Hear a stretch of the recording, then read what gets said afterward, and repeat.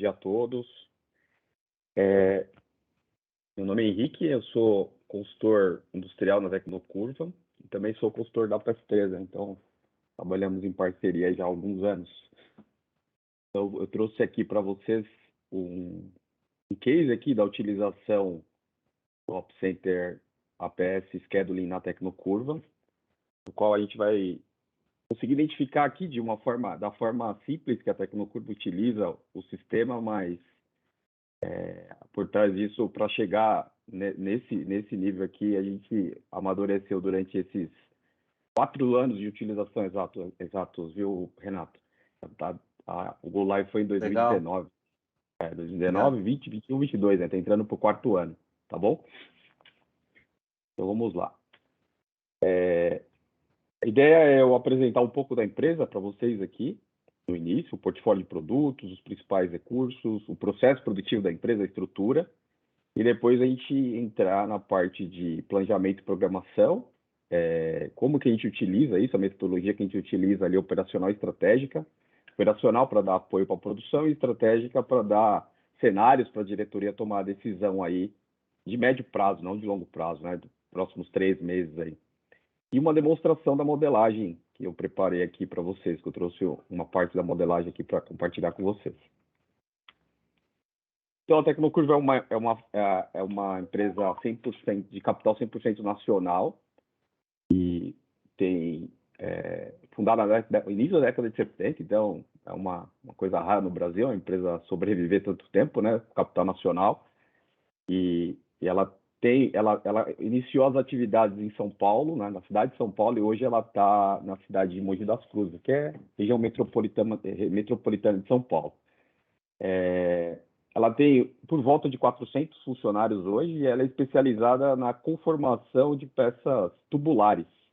Então, ela tem equipamentos para dobrar tubos de 8 milímetros, ou seja, tubos bem finos, né, bem de pouco diâmetro, até tubos de escapamento de inox, aço inox, 150 milímetros de diâmetro. O foco da empresa é a indústria automobilística, então ela também está aberta a outros segmentos, mas o foco principal é a indústria automobilística, que é um mercado bem exigente em termos de qualidade e em termos de prazo de entrega, né? Porque eles trabalham com o sistema logístico de Milk Run, né? Que ficam coletando peças ali no dia, horário marcado. Se você não entregar, você tem que mandar o carro, o frete direto por conta da empresa. Então, é um mercado bem complexo de se atender. Legal? Então, a gente atua principalmente com a indústria de ônibus e caminhões, que é o mais forte, mas tem também uma parte aí do negócio voltado para máquinas agrícolas e motores. E pouca coisa de automóveis. Então a gente consegue enxergar que, por trabalhar com esse tipo de mercado, os lotes de fabricação são pequenos. Porque, diferentemente no automóveis, né, que a gente tem, sei lá, 1.000, 2.000 produtos, veículos montados por dia, para ônibus, caminhões e máquinas agrícolas, esse número é bem pequeno, né? 30 veículos, 40 veículos, 20 veículos, alguns veículos 5 por dia. Então, isso aí é uma característica da empresa. Aqui o portfólio de produtos para esse segmento, né? Peças metálicas para as diversas aplicações aí, né? Estrutural, motor, a parte de externa ali do carro, de acabamento, né? Parte de escapamentos. E os principais recursos. A empresa, nos últimos anos, vem investindo bastante aí em máquinas de última geração, né, em termos de tecnologia, com CNC, e para tentar acompanhar as necessidades do mercado aí. Ela tem uma parceria com uma empresa de dobradeira europeia, italiana, que ela sempre traz alguma máquina aí para ajudar nos equipamentos. Robô de solda também, tem algumas células de robô de solda já implantadas também na empresa. Então, aqui o resumo do processo. Então, a empresa ela compra matéria-prima do mercado, algum material, em função do volume, algum material é comprado de usina também. Então, isso torna a necessidade de um planejamento de médio prazo aí como uma das necessidades da empresa, né? Planejamento de 4, 5 meses para frente, para comprar material direto da usina e aí conseguir reduzir custo de compra. E esse material chegando, ele passa por processos aqui de corte, usinagem ou prensa, né, estamparia. Da parte onde a empresa é mais especializada, onde ela tem um diferencial, que é a dobragem de tubo, então esse tubo é cortado, dobra nessas máquinas de dobradeira, tem alguma conformação na ponta e alimenta a solda. A usinagem, a estamparia também faz a mesma coisa e envia os componentes para a solda. Então, a solda mais de 90% dos produtos da empresa passam pela solda. Esse produto da solda ele pode ser pintado internamente e vai direto para a expedição, ou ele pode ser enviado para um terceiro fazer um processo de beneficiamento de pintura ou de zincagem, algum tipo de tratamento de proteção superficial. Aí volta, monta alguma outra coisa, vai para a expedição, embala e vai para a expedição. Então, essa que é a ideia que a gente programa lá aqui dentro do scheduling, né? do OpsCenter APS Scheduling. Então, dentro desse processo produtivo, nós temos 323 recursos primários aí que são programados e por volta de 1.300, aí, chega a ter 1.500 produtos acabados e cada um com seus respectivos produtos intermediários. Então, esse é o contexto que eu vou tentar mostrar aqui para vocês na apresentação aqui do scheduling. Essa é a interação do sistema, né? Ele tem o RP da TOTUS, que é o Proteus, que tem todas as informações, que interage com o OpsCenter ali, com os dados, como todos vocês são usuários, aí é bem tranquilo isso.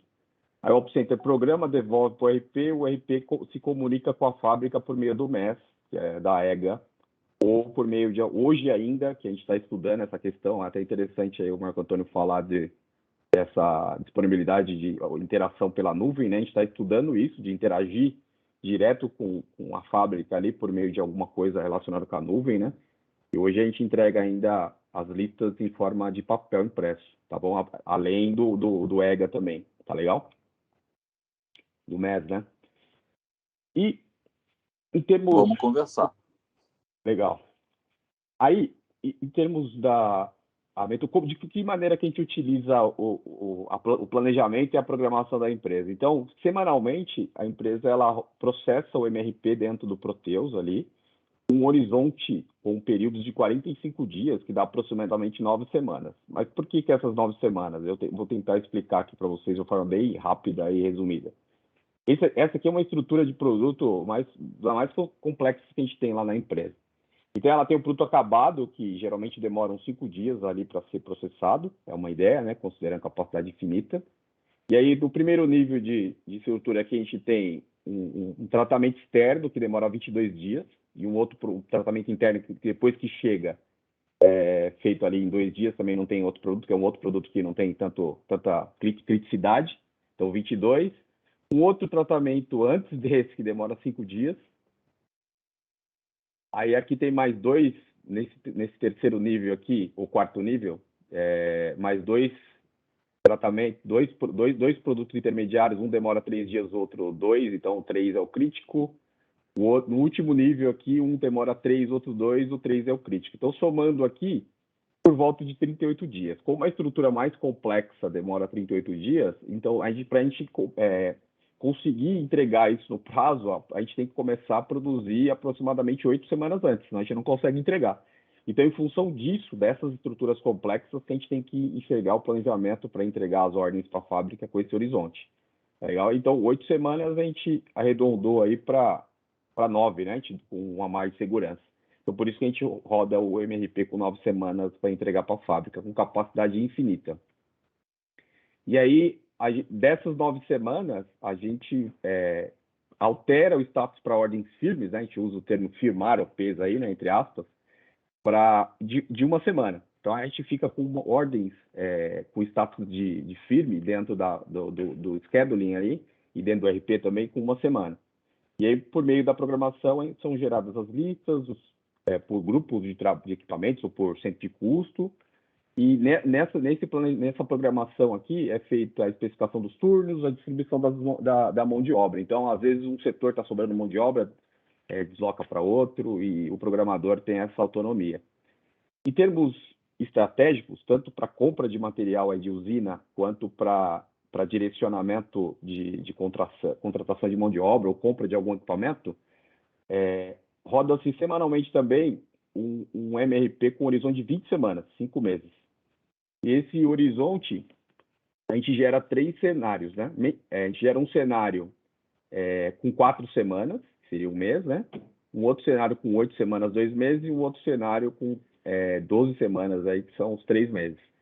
E aí, com base nesse horizonte, o MRP gera solicitações para comprar com a usina, e dentro do OpCenter, a gente importa esses cenários para a gente conseguir analisar a manutenção desses turnos, né, durante esses horizontes, a distribuição da mão de obra por um horizonte maior que uma semana ali que a gente tem firme, análise crítica da mão de obra, necessidade de contratação ou de rearranjo das pessoas, e análise crítica para terceirização, que é uma coisa que está acontecendo lá hoje, que a gente vai conseguir ver ali no Gantt ali do OpCenter. Tá legal? Em termos da visão operacional agora, vou trazer aqui um raciocínio, que dentro do OpCenter, dentro do MRP, né, do TOPS, a gente roda o MRP com capacidade infinita, um horizonte de uma semana, né? Então, a gente altera para firme uma semana, então, considerando que as OPs comecem até uma semana, mas podem terminar na segunda semana. Então, esse é o nosso planejado. Tá legal? Então, que a OP comece até uma semana e algumas terminem na segunda semana. Então, essa é a ideia do planejamento. Entretanto, quando a gente transfere os dados para o OpCenter, a gente observa que alguns recursos ultrapassam a segunda semana. E a gente consegue observar que esses recursos apresentam uma demanda a uma maior capacidade. Tá legal? Que a gente desejaria que aquelas ordens de produção terminassem em 2 semanas, elas acabam terminando na terceira. E isso, em função disso, pode ocorrer atrasos e conflito ali com as montadoras, né, com os clientes. Tá legal? E isso aqui é a interação que o PCP tem ali com o cliente em função principalmente desta causa dos gargalos. Então, o foco do OpCenter é identificar esses gargalos e a gente atuar em termos de deslocamento de pessoas, aumento de turno, calendário, para tentar minimizar ou mitigar esses gargalos dentro da empresa. E nos recursos que não são gargalos, a gente segue a vida. Isso acontece da mesma forma para a visão estratégica, com horizonte de 4, 8 ou 12 semanas. Então, a gente vem fazendo de forma sistemática e com a disciplina bem interessante aí na empresa, esse trabalho nesses últimos, somente na pandemia aí, no pós-pandemia, e vem surtindo resultado aí para a gente não zerar os problemas, né? Mas a gente antever os problemas.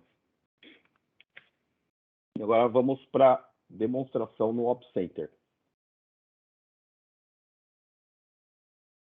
Então, aqui nós temos, como vocês já são, a maioria já são, quase todos aí são usuários. Nós temos aqui o OpCenter. Eu deixei aqui já. Temos 10.573 operações. E aqui nós temos os recursos. Beleza? Então, aqui nós temos aqueles 323 recursos que eu comentei para vocês lá. Beleza? Tudo bem? Então, esses recursos estão aqui. Eu vou deixar aqui compactado para facilitar a nossa interação. E eu vou programar aqui para frente por data de entrega, só para a gente enxergar como que ele vai se comportar.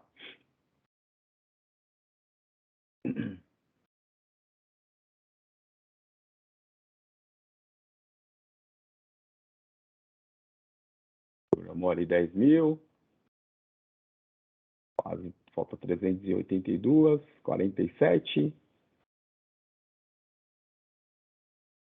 Então, na programação para frente por data de entrega, ele tem um desempenho bem interessante, eu optei por deixar essa programação aqui com apenas uma semana, né, de horizonte de programação ali firme, que é o esperado nessa programação aqui, que a produção seja terminada em até 2 semanas, né, que a gente firma uma, mas como o lead time de produção ali é de 5 dias, a gente espera que termine em 2. Então, aqui a gente consegue ver essa agilidade da programação. Tá legal? Então, aqui a gente consegue ver a interação que o sistema tem em termos de supply chain, né? A gente observa ali que desde a matéria-prima a passagem por todos os processos produtivos e a entrega dos produtos no prazo ou em atraso. Nesse caso aqui, a gente está conseguindo entregar os produtos no prazo. Então, a gente consegue observar essa relação do supply chain aqui, né? E passando aqui pelo corte, dobra, prensa, solda, beneficiamento externo e expedição. Então, a gente consegue ver exatamente aquele fluxo que eu mostrei lá para vocês aqui nesse exemplo. Então, e aí mostrando a matéria-prima chegando, quando que vai chegar, a gente consegue ver se algum recurso aqui é gargalo ou não, né? Então, a gente consegue ver que o recurso do corte e da dobra aqui são gargalos, outros recursos têm alguma folga aqui, né? Então, a gente consegue ter uma visão específica de um determinado produto por meio aqui do realce, e a gente consegue ver também, de uma forma gráfica aqui, visual, que alguns recursos, pelo Gantt, têm uma ocupação maior do que em outros recursos. Tá legal? Então, a gente consegue observar aqui, quando a gente vai navegando, esse recurso L2 aqui, ele está aqui exagerado, de forma exagerada aqui, usando bastante da capacidade da empresa, né? É o que a gente está com mais gargalo, que é a questão da terceirização que a gente estava conversando, que a gente está buscando terceirizar algumas coisas desse recurso aqui, porque a gente está observando que não tem como atender a demanda atual. E estudando também comprar uma máquina nova aí com maior capacidade. Então, pessoal, essa que é a ideia. Então, a gente utiliza o sistema dessa forma para programar e conseguir ter essa visão. E uma coisa interessante que a gente vem fazendo nos últimos momentos é que a gente observa que a maioria são usuários aí do OpCenter, a gente observa que o calendário desta modelagem ele está totalmente branco, ou seja, tem alguns eventos especiais que são da engenharia, que a gente deixa reservado ali para a engenharia fazer alguns desenvolvimentos, ali utilizar alguns recursos. E aí o que a gente faz aqui com essa modelagem? A gente deixa 100% dos recursos com um calendário 24 horas, para fazer uma análise aí de distribuição de turnos. E aí, com essa análise de 100% dos recursos 24 horas, a gente primeiro faz uma análise da utilização, a gente consegue observar que em 24 horas, como a ideia são os recursos terminarem em 2 semanas, faço uma organização aqui desse gráfico de utilização em bucket de 1 semana, o início da programação ali, e eu consigo observar quais recursos que terminam em 2 semanas. Se terminar em 2 semanas, a ideia é que a gente está dentro do esperado em termos de planejamento. Aquele que ultrapassa 2 semanas chama atenção, cria um alerta. E a gente vai trabalhar para tentar melhorar essa situação. Então, essa que é a ideia análoga àquilo que eu tinha comentado ali com vocês na apresentação. Então, o que a gente faz? Depois de programado com 24 horas, a gente faz um chamado aqui, uma modelagem aqui, como se estivesse fazendo um projeto aqui da fábrica, né? Então, eu parto aqui com a capacidade máxima para todos os recursos, eu analiso aqui a estatística da programação, 83% aqui, e aí eu vou lá no recurso que não está estourado o gargalo, que nem esse torno aqui. Eu vou lá, vamos pegar essas 3 serras. Eu venho aqui nas 3 serras e altero as 3 serras para 2 turnos aqui. Eu vou pegar um calendário com 2 turnos. Semana, 2 turnos. E vou alterar as 3 serras ali para semana 2 turnos. As 3 serras. Aí a gente vai observar que agora lá no Gantt já não vai ficar exatamente igual, né? Já deu uma esticada. Aí a gente desprograma e programa novamente. E aí a gente vai observar se a alteração desses calendários para 2 turnos, né? Vai ter algum impacto em termos de atendimento ao prazo. Então, eu não estou trabalhando com 3 turnos e 5 2 turnos nessa máquina e vou verificar se teve algum impacto em termos de atendimento ao prazo. De forma visual, a gente consegue observar que não teve muita ordem atrás, as ordens não ficaram vermelhinhas ali, né? Tá terminando aqui. Vamos ver a Em que você está estatística. usando o software em tempo real? Isso, estou usando em tempo real. Quem está Não é falando? vídeo, não? Oi? Não é vídeo, é real. Quem está falando? É Marco Antônio, né? Desculpa, é porque eu estou impressionado pela quantidade de registros, a performance está muito maior do que eu esperava. Ela Obrigado. está em tempo real. Tempo real. Estou usando E acho que tempo você real. não está na 18.6 ainda, né? Eu Ainda estou na você está em 18.3. Estou na 18.3, 18.3. que é 18.3, exatamente. Exatamente. Estou em Obrigado. tempo real e na 18.3. Então, a gente observou aqui que perdeu 0,043%, estava 94, acho, 96 foi para 92. Então, a gente consegue avaliar que a alteração dessas máquinas para 2 turnos não teve impacto nenhum. Então, essas máquinas podem trabalhar em 2 turnos sem problema nenhum. Agora, como as máquinas já, e aí se eu for ver aqui a utilização, essas serras, acho que elas estão aqui, não estão aqui, eu não ativei, elas estão aqui sim. Então, elas passaram a terminar em 2 semanas, ó. Então, a gente consegue ver aqui no gráfico de utilização que as serras passaram não a terminar em uma semana só, e passaram a terminar em 2, que não teria problema, está dentro do planejado. Então, essas máquinas podem trabalhar em 2 turnos. Então, a gente vai fazendo isso para todos os recursos. Tá legal? Aí o que a gente faz no final? Feita essa modelagem, a gente copia esses dados aqui do gráfico de utilização e cola esses dados no Excel. Eu pego e jogo esses dados no Excel aqui dessa forma, bem dessa forma aqui. Só que a gente tem uma planilha já preparada para receber esses dados. Então, eu jogo esses dados aqui nessa parte aqui, ó, onde está branquinho. Jogo exatamente aqui. E aí eu tenho algumas fórmulas que organizam esses dados. Organizo esses dados de que maneira? Eles me trazem o seguinte: para cada recurso produtivo ali, a gente organizou em centros de trabalho por setor. E aí, com base no planejamento das horas úteis, que seria 4, 8 ou 12 semanas, a gente tem as horas úteis desse período e as horas em uso pelo Preactor. E a gente consegue ver um percentual de utilização de cada equipamento.